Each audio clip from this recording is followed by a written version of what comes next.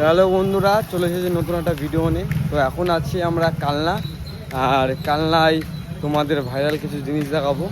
তোমরা মনে হয় দেখোনি বা দেখেও জানি না, চলো তোমাদের শেয়ার করি, ঠিক আছে?